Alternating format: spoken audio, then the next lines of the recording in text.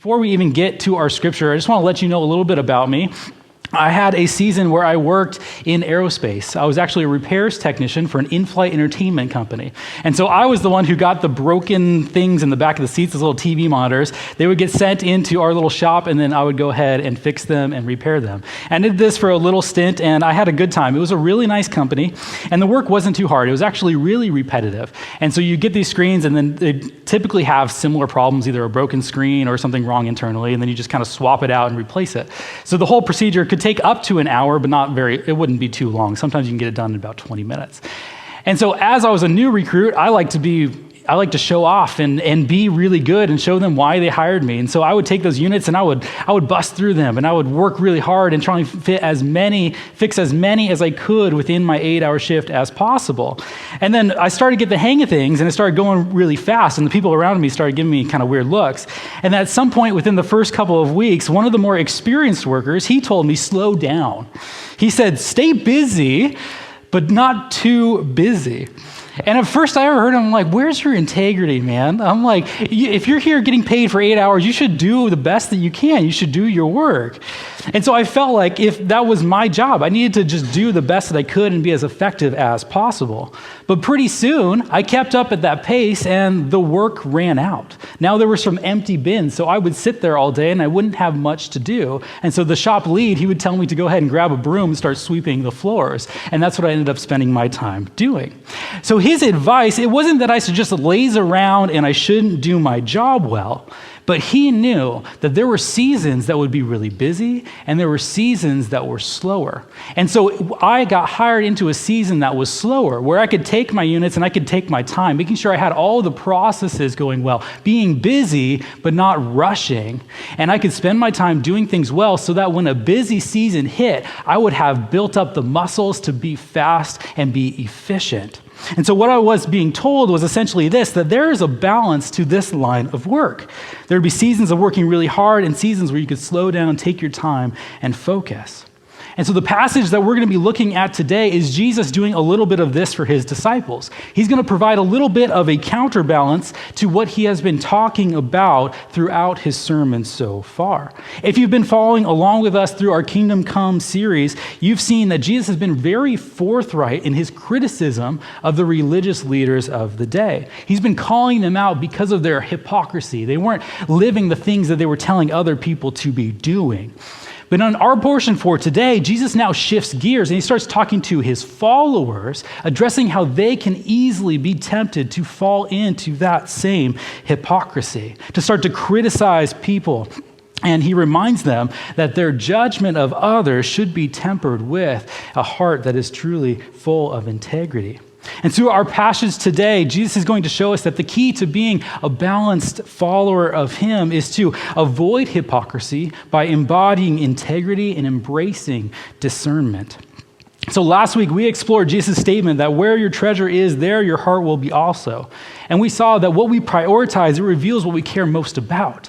But in Jesus' kingdom, we actually do not have to worry because God cares for all of his children. And we were called last week to take steps to begin to trust God more with every aspect of our lives. And as we pick up our text this week, Jesus is taking a moment to address the potential dangers that his hearers can fall into that trap of hypocrisy. Because Jesus has been giving them insights into his kingdom, how it looks, how they should behave, the blessings that come with being his children. But he's saying now with this knowledge comes a temptation to chastise those who don't actually live according to Jesus' teaching, to be overly critical of those and start to have this mindset where you think that you are better than those who are not upholding these kinds of values. This is the temptation that Jesus is addressing for us today. He knows that this extreme can happen, that we can start to know these insights so well that we start to chastise and criticize people on the one hand, but he's also going to give us another balance, that if we don't do that, but we also start to revert into being so excited about the gospel message that we start to share it with everybody that we see. And Jesus warns against this as also. And in this passage, you're going to see that Jesus provides a balance, that we need a balance between both sides of the spectrum. And so today we are going to learn a lot of things. But the first thing we're going to learn is that we need to avoid hypocrisy, and we do this by living mercifully. then we're going to see that we are called to embody integrity. And we do this by living authentically and through a regular practice of self-examination. And then also we're going to find that we need to embrace discernment, and we do this by avoiding the dangers of reckless giving. And so today we're going to jump into our passage, and we're going to be in the book of Matthew in chapter 7. So if you brought your Bibles, I encourage you to follow along with us. We'll start reading in verse 1. So we're going to read just the first couple of verses here. It says this: "Do not judge, or you too will be judged. For in the same way you judge others, you will be judged, and with the measure you use, it will be measured to you." So in these first couple of verses, Jesus is teaching his disciples about the dangers of judgmentalism. And we should begin by defining what this judgmentalism is that Jesus is talking about. Because Jesus is not simply saying that we shouldn't go around and evaluating how other people live. Meaning we shouldn't just ignore them. We shouldn't just let them do them, and we won't even think about what their actions are and the consequences associated. He's not saying that. He's not saying don't evaluate other people. So what then is Jesus actually saying? Well, we can get to the root of that by looking at the Greek word that is placed in this text. And the Greek word there that's used is the word krino. And this word carries a deeper weight and a deeper meaning with it. It refers more to condemnation or judging people with a sense of superiority or self-righteousness. So Jesus is basically saying that it's someone who's trying to declare their guilt before God as if they were in a position to determine their eternal fate. Another verse where this same word is used is in John 3:17, which says this: "For God did not send the Son into the world to judge the world, but that the world should be saved through him." You see what we're talking about? God's ending judgment. He is the one who is in the high position where he can actually condemn people for their sins. Jesus is saying, do not be people who put yourselves in that position. So the judgment here is not just pointing out people's wrongs, but it's declaring someone's guilt before God as if they were in a position to determine their fate. Jesus warns his followers against this kind of behavior. He rebukes it. He says, do not have an attitude that is overly critical and finding fault and condemning people. And then in verse 2, Jesus gives a striking reason for why they shouldn't do this. Because by the measure that you judge others, you will be judged by that same measure. And through this statement, Jesus is giving his hearers an underlying spiritual principle. The measure you use will be used against you as well. But this wordplay that Jesus gives, it's actually supposed to point you back to what he said earlier in the beginning of his sermon in chapter 5. When he said, "Blessed are the merciful, for they will be shown mercy." And can you see how he is now reversing that? If you are one who does not show mercy, no mercy will now be shown to you. Jesus is emphasizing that our treatment of others, it reflects back on us. And so by judging others harshly, we now risk having a worse judgment of our own sin. So Jesus' words here, they're really strong. It is a command, do not judge. And he's very strong about this because it would be inconsistent to live a life that is not full of mercy when you have been given mercy to live in God's kingdom. And so you can see that true disciples who have been impacted by God's mercy, who have arrived in the kingdom of heaven with Jesus as he's establishing it, those will not exhibit judgment because they have experienced the mercy, and therefore they should reflect that mercy outward to those around them. Judgmentalism, it truly does stand in opposition to the life that a disciple and a follower is supposed to live when they exist in the kingdom that Jesus is establishing. The key marker of being a part of that kingdom is being full of mercy and full of compassion. It's not harshness, it's not criticism. And so to act this way, it would be hypocritical. And Jesus warns his followers to avoid this at all costs and display the same mercy that God has shown you. And so unfortunately for us, judgment, just like it was present in the first century, is still prevalent today. And if not the same level, I think more so in our culture around us. Think of in today's society, how many people judge others based on just purely visible external factors. The way people dress, the way people speak, the financial status that someone has, the political beliefs that they have. These can all become so easily standards in which people start to condemn others. And they take it really far, don't they? We've seen it in culture where now we have this extreme polarization and divisiveness. It's at an all-time high right now in our culture. Because if someone doesn't adhere to a group's behaviors or a group's belief systems, they can be ostracized and they can be canceled. We've seen this especially over the past few years through media, right? You see this all the time where political figures, celebrities, they've been canceled and they've been heavily scrutinized by the people that are watching these kind of things. We have in social media, there's this ability to comment on people's posts, and they can actually have so much power now that they can cancel people and have them removed off social media platforms. And so you can see how this extreme form of judgment isn't just for those who are famous, but it also can affect anyone. It can happen to anyone. No one is safe from it. The social exclusion and divisions, they can be just because of, they don't have to be just political or ideological either. They can be deeply personal. And people are very quick to condemn others when they don't meet their expectations or their standards. And it leads to a really fractured community and an atmosphere of hostility. It's nothing like the kingdom that Jesus has been describing.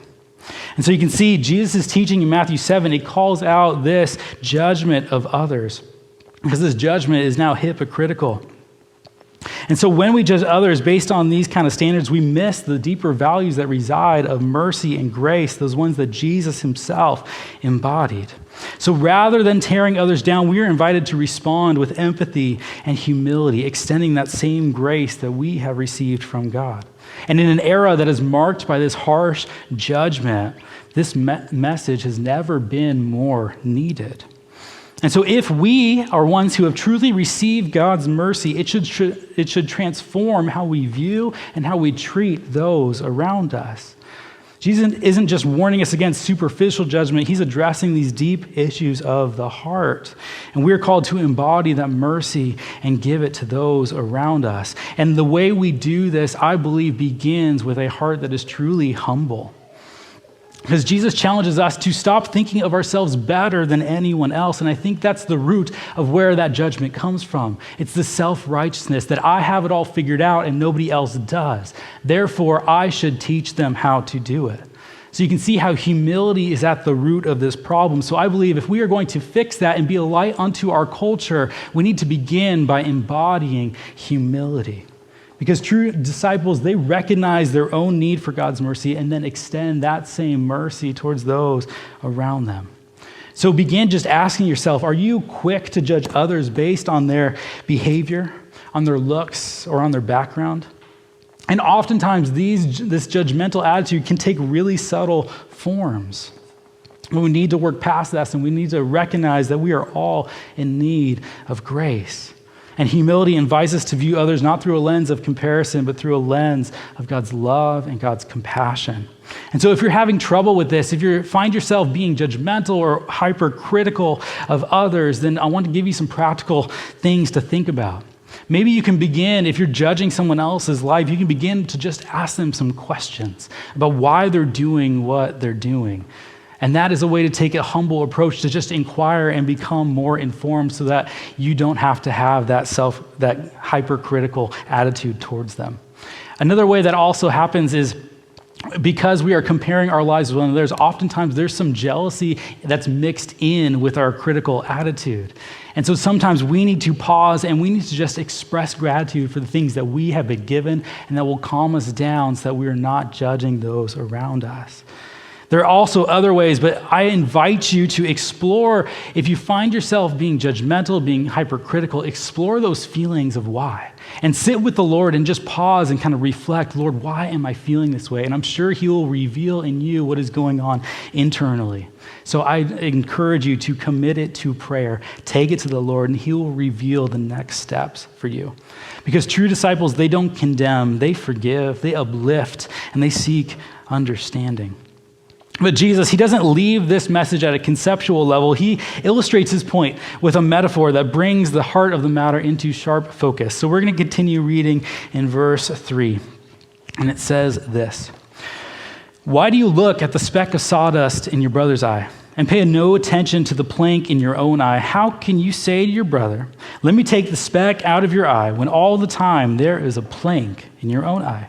You hypocrite, first take the plank out of your own eye, then you will see clearly to remove the speck from your brother's eye." And so in these verses, Jesus is calling his followers to do a little bit of self-examination.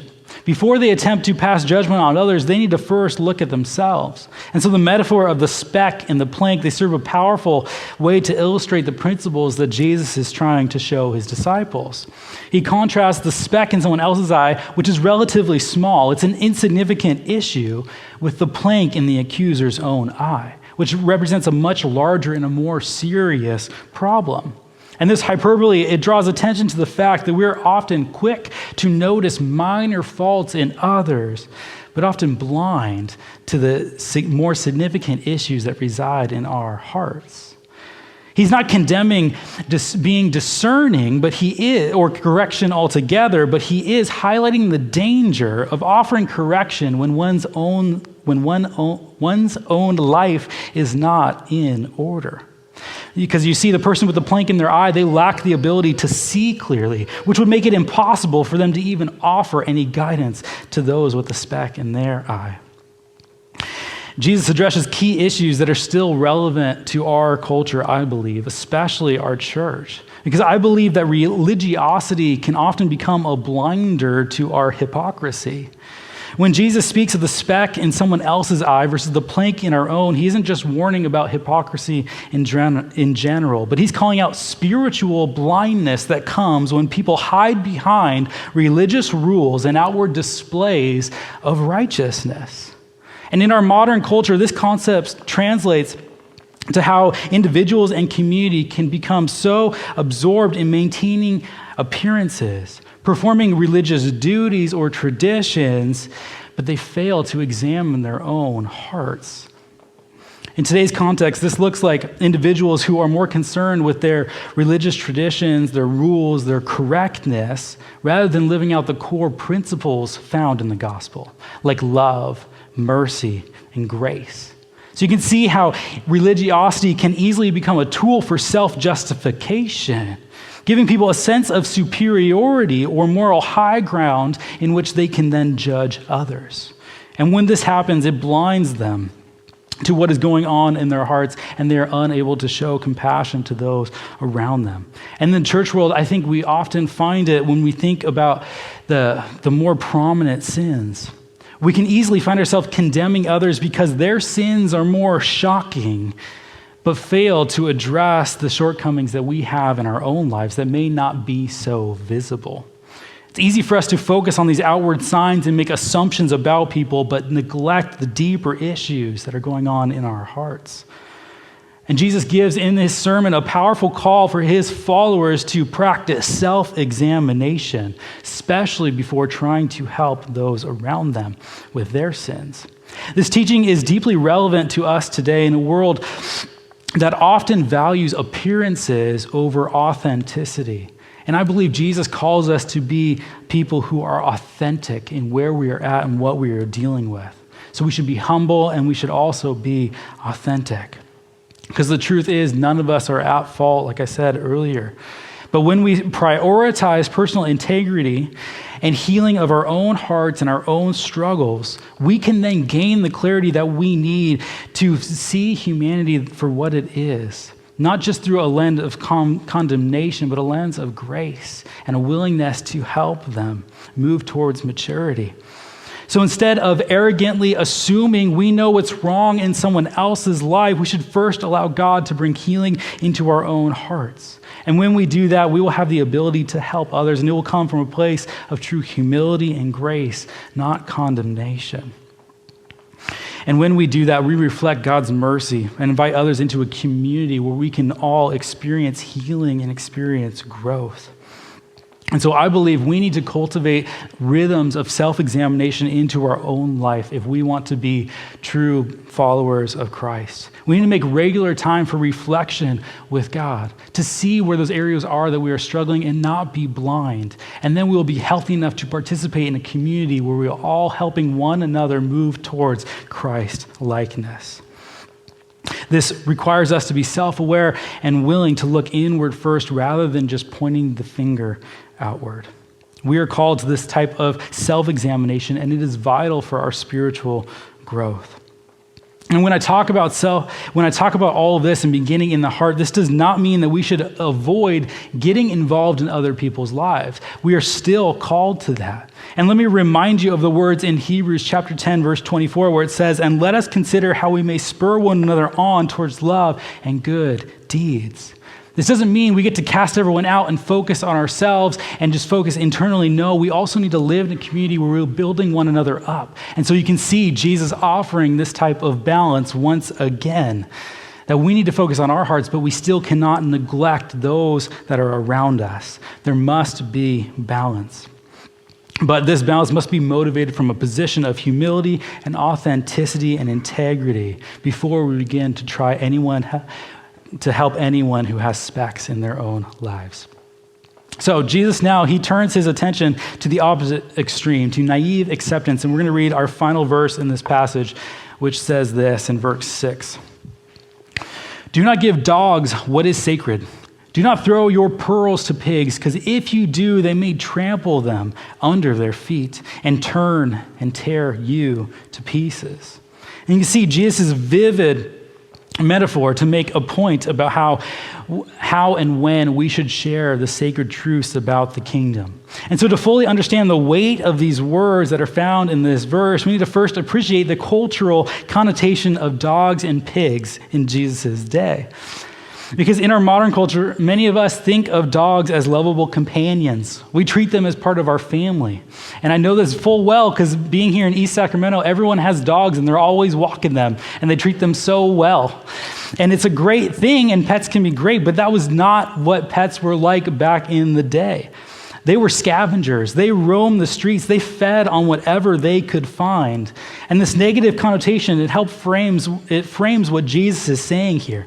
He's not referring to these sweet, these groomed, these house pets, but to dangerous, wild animals. With pigs as well, pigs were considered unclean animals, especially in the Jewish culture. They were not only scavengers, but they're also associated with impurity of all kinds. And so to offer something valuable like pearls to pigs, it would have been an absurd comment, as pigs would clearly not recognize or appreciate the value of the gifts they are being given.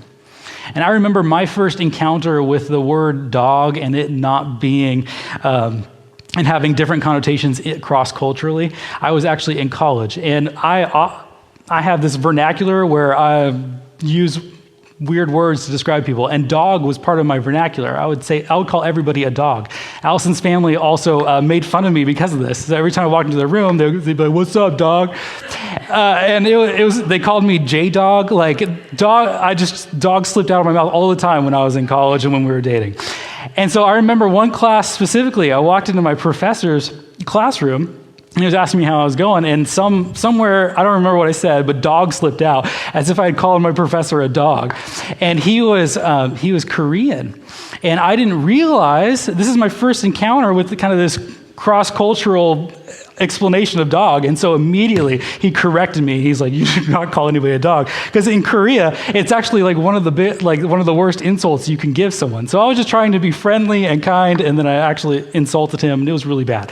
So I remember there's a difference in kind of cultures in how you can interpret this. And so that's where Jesus is coming from. In Jesus' day, this word dog would have been really insulting because they were scavengers. They were not good things to be equated to. So you can see the power of Jesus' words through this, right? And so Jesus warns about the potential dangers that if we were to share these things with those who are not ready and willing to accept them, there are potential dangers associated with that. If we give away these sacred truths to those who actually oppose them, these wild dogs and these wild pigs, then what does Jesus say? It says it can lead to trampling. It can lead to a tearing apart. And this idea reflects that those who aggressively reject the gospel, they could lash out to those who try and offer it to them. So Jesus is saying, be careful for your own safety and your own care. Don't be naive, but pay attention. And so to illustrate Jesus' teaching about discernment with the sacred truths, I thought we could look at a modern example of what this looks like, about how charitable acts can actually lead to unintended consequences. And so I think we all know that there is the problem of homelessness that resides around us. And there are a lot of people who really, truly want to help. And so some of them are very wealthy and they want to provide for them free housing or free financial assistance, not realizing that their good intentions have negative consequences sometimes because they're not understanding the entirety of the situation and what is happening. Their goal is to get as many people off the streets as possible and to stay in stable housing. And they believe that their immediate action of providing some kind of financial help will solve the problem. When oftentimes the issue is a lot more complex than that. And we are realizing some of the negative consequences of just throwing money at the problems. Because there's often a lot of underlying problems that exist as well that also need to be addressed in addition to the housing problem. There are mental health disorders, there are substance abuse problems, and if those services are not being provided in addition, then it can actually produce more harm than good. Simply providing housing without addressing the root causes can lead to unintended harm. And we are seeing some of the negative consequences of that. And so when Jesus speaks in this passage, we can kind of start to see the idea of what he's getting at here. He's like, if you just start to offer things freely without understanding what else is happening in this situation, it could lead to some potential harm and pitfalls. And so for us today, the key takeaway from this teaching is that we need to learn how to exercise discernment. While the gospel, it is available to all. It is not the same as throwing money at problems. Jesus is not talking about giving here. He's talking about sharing the gospel. And so while we are supposed to share the gospel with everyone, Jesus all encourages us to be mindful of how and with whom we share it with so that it does not lead to undue consequences. We're called to be wise, not reckless, in sharing the messages of the kingdom of heaven. Some people, by their actions and attitudes, they show that they are not yet ready to receive the message. And so the call here is to give wisely, and it's more crucial than ever in the world in which we live in. Reckless generosity, it can lead to situations where our kindness is taken for granted and where we are abused because of our kindness that we are extending. And so if we give indiscriminately to those who are underserving, we may find ourselves enabling harmful behaviors and creating dependencies rather than fostering growth and independence. And so to truly embody this call to live wisely, we must engage in persistent prayer and cultivate a deep relationship with our Father in heaven, because His Spirit that it resides within you will lead you in what to do and help you discern how you're supposed to move forward. And so while we are talking about being mindful of the entirety situation and being discerning, that does not give us an opportunity to address someone's worthiness. Because when Jesus is speaking about giving what is sacred to dogs or casting pearls before swine, he invites us into discernment. But then the question arises, how do we discern who's worthy or not? And that's not for you to decide. We do not get to treat others as beasts or take them at face value, but we should seek to find out what their true needs are and then meet them there. This does not mean we should withhold the gospel from anyone. Because let me remind you, Jesus, he saw much more in tax collectors than the religious leaders did back then. Jesus saw the criminal on the cross and he extended the kingdom to him as well. He did not judge him initially because of that. Jesus often saw more in others than they themselves saw within themselves. And so this does not give us an excuse to withhold sharing the gospel with certain people, but it does tell you to be discerning about ways that you can be abused and ways you can protect yourself and not be taken advantage of. And so do not shy away from generosity, but I encourage you to engage in it thoughtfully. We are called to give wisely, to make decisions rooted in love, discernment, and with the partnership with the guidance of the Holy Spirit. And so there were a lot of things that we covered in just this short passage. Only just to remind you of a couple of things. True disciples who live a balanced life according to Jesus, they're ones who avoid hypocrisy, and they do this by living mercifully. They are ones who embody integrity through authentic living and through regular practice of self-examination. And they embrace discernment and avoid the dangers that come with reckless giving. So we are called to be people who avoid hypocrisy, embody integrity, and embrace discernment.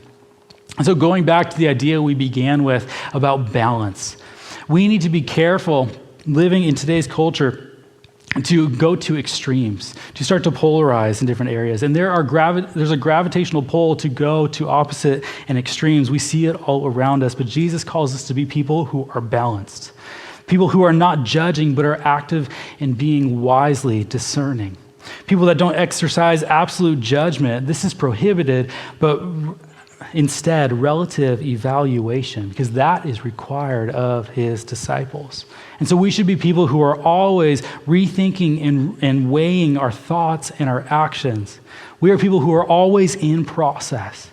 And we are in pursuit of a goal of understanding and applying all of God's truths in the way that we can. And that requires us to be really balanced people.